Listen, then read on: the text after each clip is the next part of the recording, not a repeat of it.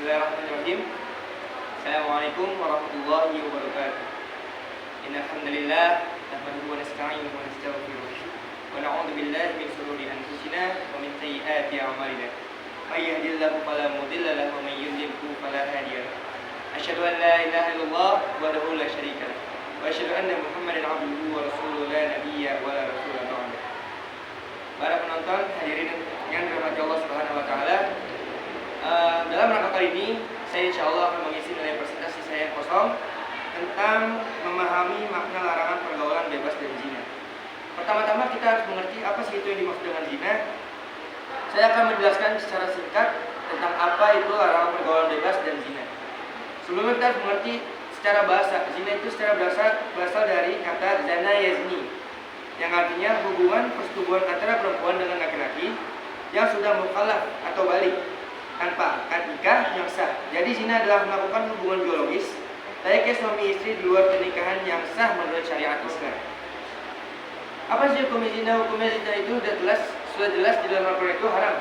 Yang mana dijelaskan Allah Subhanahu wa taala, "Wala taqrabuz zina innahu kana fahishatan wa sa'a sabila." Dan janganlah kamu mendekati zina, sesungguhnya zina itu adalah suatu perbuatan yang keji dan suatu jalan yang buruk. Dalam ayat ini kita dapat menyimpulkan bahwasanya mendekati sesuatu itu, mendekati zina aja kita sudah dilarang oleh Allah Subhanahu wa taala. Apalagi namanya melakukan perbuatan zina.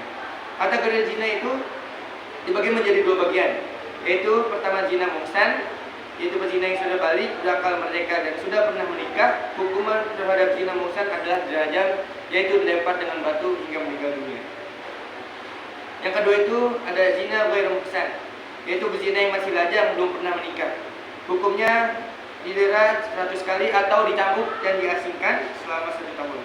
Dan yang ketiga itu ada zina al-man, yaitu zina yang umumnya dilakukan oleh panca indera. Hal ini dijelaskan dalam riwayat Rasulullah SAW, artinya telah ditetapkan bagi anak-anak Adam yang pasti terkena kedua mata zinanya adalah melihat, kedua telinga zinanya telah mendengar, lisan zinanya adalah berkata-kata, tangan zinanya adalah menyentuh, kaki zinanya adalah berjalan, hati zinanya adalah keinginan, hasrat, dan yang membenarkan dan mendustakan adalah kemaluan.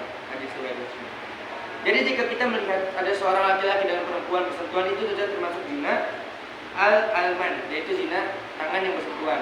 Lalu zina mata yang paling sering dilakukan oleh laki-laki, yaitu melihat apa yang bukan haknya. Baik, hukuman bagi pezina. Dalam hukuman Islam, zina dikategorikan sebagai perbuatan kriminal atau tindak pidana, sehingga orang yang melakukannya dikenakan sanksi dan hukuman.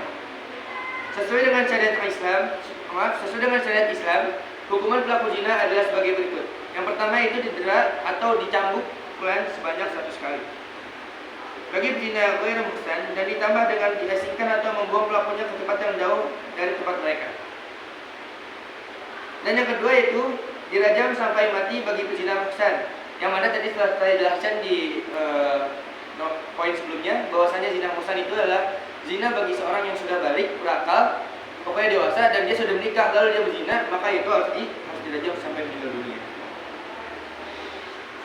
Baiklah, hukum bagi orang yang menuduh zina atau qazaf atau qazaf.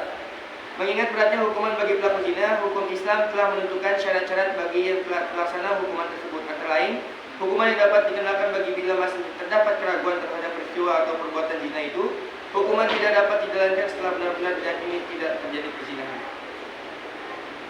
Yang kedua, yang nomor B, untuk meyakinkan perihal terjadinya zina tersebut, harusnya ada 4 orang laki-laki yang hadir, yaitu saksi sebanyak maksimalnya 4 orang. Minimal sebanyak 4 orang untuk menjadi saksi agar saksi itu. Yang poin C, kesaksian 4 orang laki-laki yang hadir pun masih memerlukan syarat, yaitu bahwa setiap mereka harus melihat proses zina itu. Jadi bagi saksi 4 orang laki-laki itu tidak bisa asal menuduh dengan asal dari mulut ke mulut. Mereka harus melihat secara langsung kejadian atau proses zina tersebut, baru mereka bisa menjadi saksi yang seutuhnya. Yang poin D, ada seorang dari keempat saksi itu menyatakan kesaksian yang lain dari kesaksian 3 orang lainnya, atau salah seorang di antaranya mencabut kesaksiannya, terhadap mereka semuanya dijatuhkan hukuman menuduh zina. Jadi jika ada 4 orang yang menjadi saksi zina, lalu salah satu di antaranya itu mencabut saksi zinanya, maka 3 orang tersebut dianggap telah menuduh perlakuan fitnah terhadap zina. Dalam artian 3 orang tersebut yang menjadi saksi ini telah dijatuhkan sebagai fitnah menuduh orang melakukan zina. Baiklah, langsung ke poin ke-6. Menerapkan perilaku mulia.